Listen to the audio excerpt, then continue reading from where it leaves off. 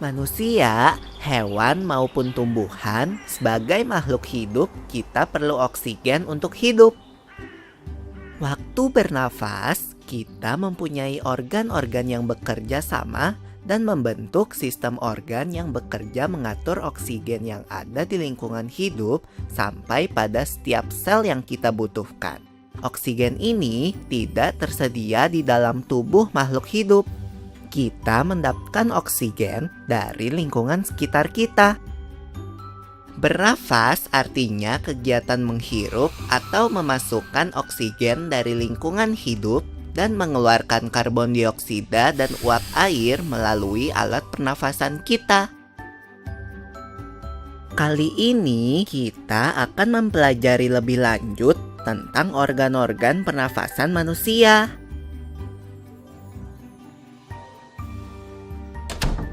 Lula, kamu tahu enggak kalau alat pernafasan kita terdiri atas hidung, pangkal tenggorok atau laring, batang tenggorok atau trakea, cabang batang tenggorok atau bronkus, dan paru-paru. Iya, Pipo. Melalui lubang hidung, udara mendapatkan jalan keluar dan masuk ke dalam tubuh kita. Tapi, selain itu, udara juga dapat keluar masuk melalui mulut loh. Namun, jika kita bernafas menggunakan hidung, akan lebih baik loh, Pipo. Karena terdapat lendir dan rambut-rambut halus. Rambut-rambut halus ini berfungsi untuk menyaring udara yang mengandung debu, kotoran, dan kuman penyakit. Benar sekali, Lula. Selaput lendir berfungsi untuk mengatur suhu udara yang akan masuk ke paru-paru dan mengatur kelembapan udara agar sesuai dengan kelembapan tubuh. Hidung juga jalur yang langsung terhubung dengan alat pernafasan berikutnya, yaitu tenggorokan. Tenggorokan merupakan alat pernafasan manusia yang kedua. Pada tenggorokan terdapat laring atau pangkal tenggorok dan batang tenggorok atau trakea. Pada bagian dalam dinding batang tenggorok terdapat selaput lendir dan rambut-rambut halus yang selalu bergetar yang berfungsi menghalangi benda-benda asing yang akan masuk ke paru-paru. Pernahkah kalian tersedak? Kamu pernah enggak, Lula? Pernah banget, Pipo. Itu kenapa ya, by the way? Tersedak merupakan gerak refleks untuk mengeluarkan kembali benda atau makanan yang masuk ke saluran pernafasan. Oh, aku tahu.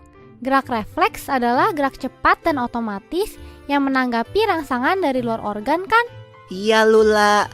Kemudian pangkal tenggorok yang disebut juga laring menghubungkan hidung dengan batang tenggorok atau yang biasa disebut trakea. Pada ujung trakea terdapat bronkus, yaitu percabangan yang menghubungkan trakea dengan paru-paru kiri dan kanan. Paru-paru terletaknya di dalam rongga dada, kan, Pipo? Jika kita menghirup udara, maka udara masuk ke paru-paru. Lalu kemana lagi ya? Melalui bronkus menuju cabang dari bronkus yang disebut bronkiolus dan berujung pada gelembung paru-paru yang juga disebut dengan alveolus. Pada alveolus ini kan yang terdapat pembuluh darah, di mana terjadi pertukaran gas oksigen dengan karbon dioksida.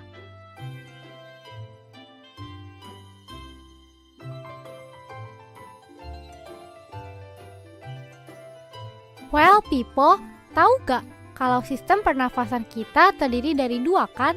Yaitu sistem pernafasan dada yang umum kita lakukan dan juga sistem pernafasan perut. Jelasin dong, Pipo, apa sih perbedaan detailnya?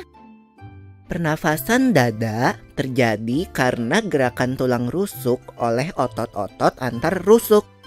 Pengambilan udara terjadi saat otot antar rusuk berkontraksi atau mengerut, sehingga tulang rusuk terangkat ke atas menyebabkan rongga dada dan paru-paru membesar.